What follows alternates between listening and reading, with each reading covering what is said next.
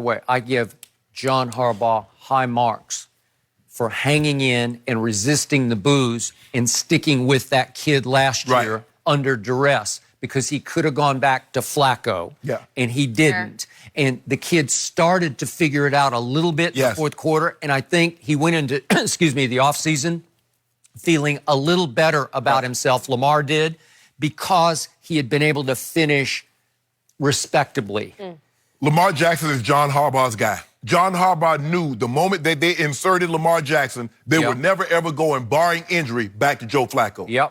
And so he did not want to start that, because now Flacco goes out there, they win that game, Skip, he plays well. Now the fans, what do you do? Even though the fans were chanting for Joe Flacco to come into the ball game, John Harbaugh knew Lamar Jackson, because Skip, he said, you know what? Instead of trying to find a 6-foot guy that can drop back and throw it from the pocket, how about get a guy that's immensely skilled and talented and build an offense around him?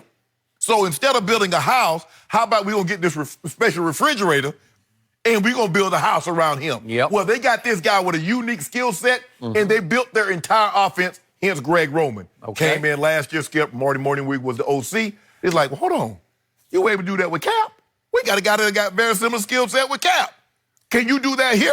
Sure. So I hear all that. Love what John Harbaugh has done, but I feel he got stuck in a damned if you do, damned if you don't situation on rest or rust. Right, correct. And he went with, maybe I would do the same thing, but boy, it's hard. And I know your game is such a dangerous game, but sometimes you just damn the torpedoes and you just say, let's just go play. We'll play. We want to keep our rhythm going. We want to keep a little bit of momentum. We're just going to play it out and let the chips fall. And sometimes when you go play hard, you don't get hurt. True. And so he took the 3 weeks off route, and he is going to be on some hot seat if they do happen to lose this game. He is going to take, speaking of Flacco, he's going to take a lot of flack. Right? He's going to take the brunt of the blame. Are you being a prisoner of the moment? Are you looking at what Tennessee was able to do to New England? I am, especially because I'm a Brady fan, obviously. But the prisoner of the moment that I am imprisoned by was that big old moose who runs like a deer. That guy, who goes about 250 pounds, Derrick Henry, with burst that shocked me. And I think he's starting to shock his own team, because nobody saw that coming either. In his own way, he's sort of going Lamar Jackson on the league, because for the longest, he was a backup. There was a time tried to trade him. They tried to trade him at the trade deadline a year ago. Even that long ago, Yeah, not that long ago.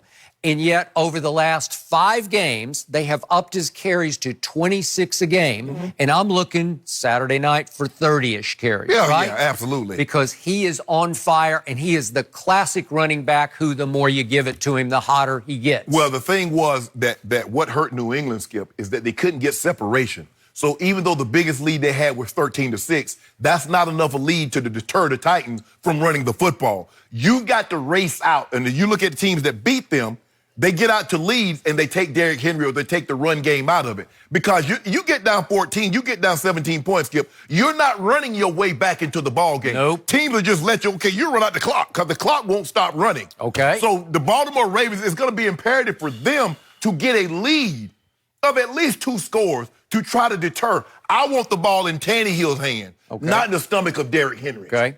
And my fear is that the Ravens won't be quite ready to play. I'm not talking about just Lamar, but just the whole team won't quite be able to get back in sync until it's 7-0 or even 14-0 Tennessee. And if it does get to 14-0 Tennessee, I'm going to give Tennessee a real good shot of hanging on to that. They might be too ready to play. They might be too anxious, too amped up to come out and show, oh, they think we're going to be ready. And that's the thing that concerns you. Too. So 1 week ago right now, I sat right in this chair and I told you, I can't believe I'm doing this, but I'm about to pick Ryan Tannehill to beat Tom Brady in a playoff game at Foxborough.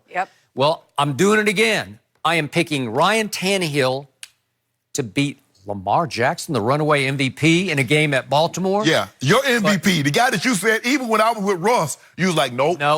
It's over. This guy's got it. I've never been a Tannehill fan. You can look it up or go back in the archives. I did not like him before he was drafted. I thought he was always more of a disappointment in Miami than he was a success. At Texas A&M, I watched him a lot, and remember, he started there as a wide receiver, and they converted him to quarterback just because he was athletic, and he does have a nice arm. Yeah, he does.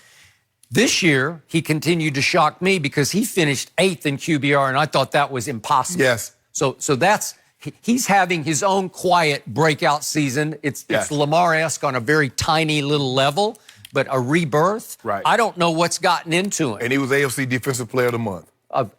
December. Offense, you mean? Offense, yeah. AFC Defensive, Offensive Player of the Month. I got you. Okay, how do you explain it? What was the play of the game last Saturday night at Foxborough? Where did the game end, basically? Oh, that first down when he threw it. Okay, thank you. It's 3rd and 8 at the 15 with 2:54 left.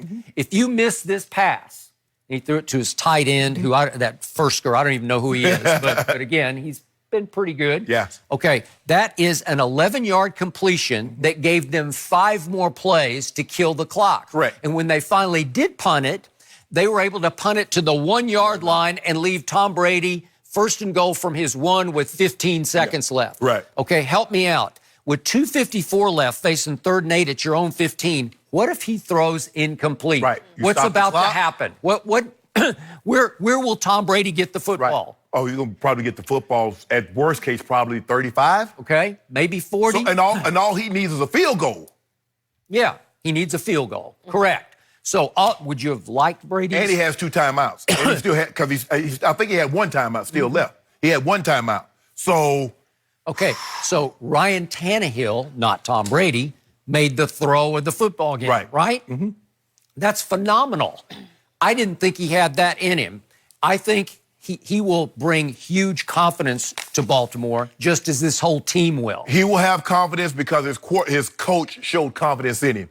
Because most times, Skip, in a situation like that, especially a journeyman, you're like, let's just run the ball, make them burn that timeout, we punt it, we play defense. Mike Vrabel said, the heck with that. Son, go make a play. Sometimes it takes you to have confidence in a player for him to have confidence in himself. Yep. And by Vrabel doing what he did, and he rewarded him. Now, he got the perfect situation, Skip. They're playing cover 5, which is 22-man. DB's playing hard inside leverage. Yep. So anything out breaking, as long as he doesn't throw it out of bounds or the wide receiver bobbles it, it's going to be a catch. Because if you look at it, the DB jumps hard inside because he don't want to give him anything crossing. He don't want to give him anything to the middle of the field. But Tannehill made an unbelievable throw. Under those circumstances. Yep, I agree. So here's what's about to happen. Nobody blitzes more than Wink Martindale, right? Wink. Nobody does. Baltimore is coming after everybody. And as you know, blitzes can work as run blitzes also. So I think they're going to send the house on virtually every play, in part to stop the moose who runs like a deer, and in part to put pressure on Ryan Tannehill. Both are good ideas. But the guy who's going to have to beat that more regularly is the quarterback. Because he's going to have favorable matchups everywhere because they're going to be sending extra DBs at him, right? Yes. And so he does have that kid from Ole Miss, A.J. Brown. He does have the 5th pick in the draft in Corey Davis. So they're going to have favorable, maybe even the tight end will have a favorable matchup. So it's up to Ryan Tannehill. If he can make 2 or 3 big throws in this game that break, they're going to be in trouble. Well, this is why you got Marcus Peters, who's a first-round pick, who was a former defensive rookie of the year. Marlon Humphrey going to the Pro Bowl, first-round pick. Jimmy Smith, first-round. Skip, they're loaded with secondary. You look at the safety. He's a first-round pick. Earl Thomas. Carr, they moved Carr, who was a normal corner. He's playing safety now. If I'm not mistaken, he was a first-round pick or a second-round pick. So they're loaded back there. They're built to cover the pass. But the most important thing, Skip, you got to get out to a lead. Because you don't want this game nipping to. This game could easily be an hour and a half. Because both teams going to run the football, Skip. They're going to be like basketball. You got to take a timeout. Hey, get you a commercial. Ernestine would love it if it's an hour and a half because she might get me for a little bit of Saturday night once, right? Because they're running the football. Both teams are going to be committed to running the football. So my final advantage for the Tennessee Titans is they now have a backup quarterback who somewhat resembles athletically, Lamar Jackson. That's what they're doing, right? Marcus Mariota. So they were using Marcus Mariota, now the number 2, to run the scout play. Yes. So at least they have a semblance of Lamar. He's not Lamar. No, right. But he ran 4.5 at the combine, so he's got a very similar skill set, very good sleight of hand with the zone read type stuff. Very few teams have that in a quarterback that can emulate the quarterback from the other team, especially if it's Lamar Jackson. Right. And my final point is that scares me about Baltimore is there's one game this year that was completely inexplicable to me at Baltimore. That was Baker Mayfield. I knew you were going to say that one. Baker Mayfield went in there and won 40-25. And when a defense gives up 40 at home, everything you said, I agree with. And I know you say, well, that was a long time ago, but it still happened this football season. They've got that in their sort of their makeup that it's capable, it's possible. So I hope I'm wrong, but I'm going with the upset 21-20. Wow. They've won their last 12, but taken 3 weeks off. Jack. That's a long time. He's a prisoner of the moment. That is a long time. We've got a couple different QBs to talk about. Patrick Mahomes, Deshaun Watson. Who you got? That is next. Don't forget, you can check us out every day.